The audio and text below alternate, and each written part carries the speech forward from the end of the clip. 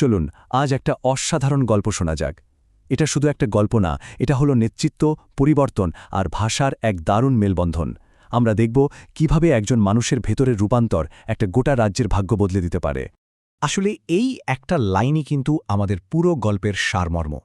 এটা সাব্বিরের গল্প, একজন সাধারণ অভিজাত থেকে তার আসল পরিচয়ে ফিরে আসার গল্প, যার শুরুটা হয়েছিল এক বিরাট বিশ্বাসঘাতকতা দিয়ে। আমরা সাব্বিরের এই জার্নিটাকে মোট ৬টা ভাগে ভাগ করে দেখব। তার চূড়ান্ত অলসতা থেকে শুরু করে তার নিরাদব বিজয় পর্যন্ত প্রত্যেকটা ধাপে আমরা শিখব নতুন কিছু শব্দ আর নেব কিছু শিক্ষা। তো গল্পের শুরুটা হচ্ছে সাব্বিরকে নিয়ে, যখন সে ছিল একজন সুবিধাভোগী কিন্তু বলতে গেলে কর্মবিমুখ এক যুবক।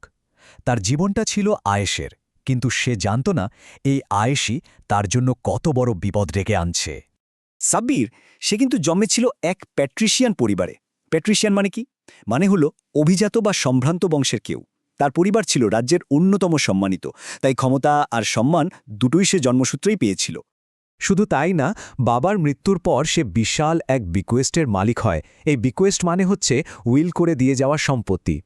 এই বিপুল সম্পদটা তার শক্তি হওয়ার কথা ছিল, কিন্তু অদ্ভুতভাবে এটাই তার দুর্বলতার কারণ হয়ে দাঁড়াল। এই স্লাইডটা কিন্তু খুব সুন্দর করে দেখাচ্ছে সমস্যাটা কোথায় ছিল। সাব্বির ভুগছিল দুটো জিনিসে, ল্যাসিটিউড আর টরপর। একদিকে ছিল ল্যাসিটিউড মানে শারীরিক ও মানসিক ক্লান্তি, আর অন্যদিকে ছিল টরপর মানে চূড়ান্ত নিষ্ক্রিয়তা। সব মিলিয়ে এসে যেন একেবারে নিস্তেজ হয়ে পড়েছিল। কিন্তু গল্পটা এবার একটা অন্যদিকে মোড় নিচ্ছে। দেখুন, শাসক যখন দুর্বল হয়ে পড়ে তখন ষড়যন্ত্রটা কিন্তু তার নিজের ঘরেই জন্মায়। সাব্বিরের এই নিষ্ক্রিয়তার কারণে ঠিক তেমনটাই হতে যাচ্ছিল। কারণ দুর্বলতা কিন্তু সুযোগ সন্ধানীদের জন্য একটা খোলা আমন্ত্রণ, তাই না? আর সাব্বিরের প্রাসাদেও এমন সুযোগ সন্ধানীর কোনো অভাব ছিল না। তারা শুধু একটা সঠিক সময়ের অপেক্ষায় ছিল।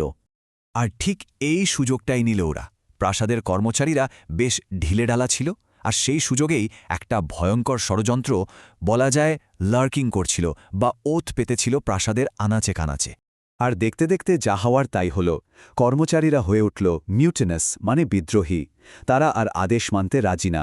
শুধু তাই না, তারা সাব্বিরের নামে জঘন্য সব স্ল্যান্ডার মানে মিথ্যা অপবাদ ছড়াতে লাগল, যাতে রাজ্যের মানুষের চোখে তাকে অযোগ্য প্রমাণ করা যায়। আর ঠিক এখানেই গল্পের আসল মোড়। দেখুন, সংকট মানুষকে হয় ভেঙে চুরমার করে দেয়, না হলে একেবারে নতুন করে গড়ে তোলে। সাব্বিরের জন্য এই বিশ্বাসঘাতকতাটা ছিল একটা জেগে ওঠার ডাক।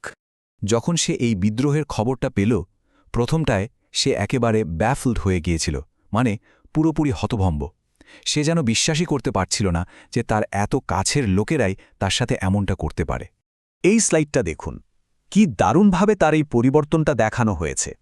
একদিকে তার পুরনো অবস্থা, লাসিটিউড, টর্পর, ব্যাফল্ড, আর অন্যদিকে তার নতুন সংকল্প, অ্যাডামেন্ট, ডিলিজেন্স, পারসেপটিভ। আকাশ পাতাল তফাৎ। এই বিশ্বাসঘাতকতার ধাক্কাটাই সাব্বিরকে ভেতর থেকে বদলে দিল। সে হয়ে উঠল অ্যাডামান্ট, অর্থাৎ একেবারে অনমনীয়। সে ঠিক করে ফেলল যে করেই হোক নিজের সম্মান আর রাজ্য দুটোই ফিরিয়ে আনবে। এই সিদ্ধান্তে সে ছিল একদম অটল। আর এই সংকল্পের সাথে সাথে সে নতুন কিছু দক্ষতাও অর্জন করল, যেমন ডিলিজেন্স মানে অবিশ্বাস্য পরিশ্রম দিয়ে কাজ করার ক্ষমতা। তারপর সে হয়ে উঠল পারসেপটিভ মানে মানুষের ভেতরের উদ্দেশ্যটা চট করে ধরে ফেলার ক্ষমতা। এমনকি সে মানুষের সাটল বা সূক্ষ্ম ইশারাগুলো বুঝতে শুরু করল। তো এবার সাব্বির আর শুধু নিজেকে বাঁচানোর কথা ভাবছে না, এবার সে পাল্টা চাল চালার জন্য তৈরি। কিন্তু তার রাস্তাটা ছিল একদম অন্যরকম। তার প্ল্যানটা ছিল 4 ধাপের, আর প্রত্যেকটা ধাপ ছিল দারুণ ইন্টারেস্টিং। চলুন এক এক করে দেখি সে কি করেছিল। প্রথমেই সে একটা সার্কিউটিয়াস রাস্তা ধরল, মানে সরাসরি অ্যাট্যাক না করে একটা ঘুরপথ নিল। তার উদ্দেশ্য ছিল বিদ্রোহীদের রাগটাকে অ্যাসুয়েজ করা, মানে শান্ত করা বা কমিয়ে আনা। সে কোনোভাবেই রক্তপাত চায়নি। তার এই শান্ত ভাবটা ছিল আসলে অস্টেন্সিবল, মানে লোক দেখানো একটা ব্যাপার।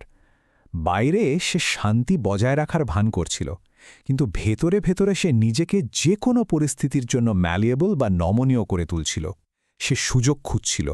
এবং গল্পের এই শেষ পর্যায়ে এসে আমরা দেখব কিভাবে সাব্বির তার রূপান্তরটা সম্পূর্ণ করে আর হারানো ক্ষমতা আবার নিজের হাতে ফিরিয়ে নেয়।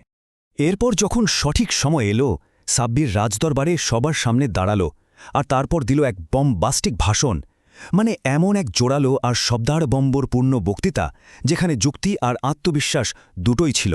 ব্যাস বিদ্রোহীরা মাথা নত করতে বাধ্য হল। আর সেই দিনটার পর থেকে সাব্বিরের পুরনো সেই আলসিমের দিনগুলো যেন একটা পার্মানেন্ট রিসেসে চলে গেল, মানে সেগুলোর চিরতরে ইতি ঘটল। তার জীবনে শুরু হলো এক নতুন কর্মব্যস্ত অধ্যায়। এই যে স্লাইডটা দেখছেন, এখানে কিন্তু সাব্বিরের পুরো জার্নিটার শব্দগুলো এক জায়গায় করা আছে। তার প্যাট্রিশিয়ান পরিচয় থেকে শুরু করে তার ল্যাসিচিউড, বিদ্রোহের ধাক্কা, তার চতুর পরিকল্পনা আর শেষে তার বিজয়, প্রত্যেকটা শব্দই কিন্তু এই গল্পের এক একটা অংশ। এটাই হলো তার বদলে যাওয়ার শব্দভাণ্ডার। সাব্বিরের এই গল্পটা আমাদের একটা কথাই মনে করিয়ে দেয়, আমাদের সবার ভেতরেই কিন্তু এমন একজন নেতা ঘুমিয়ে আছে। আসল প্রশ্নটা হলো, যখন জীবনের সংকটময় মুহূর্তটা আসবে, আমরা কি সেই ভেতরের মানুষটাকে জাগিয়ে তুলতে পারব?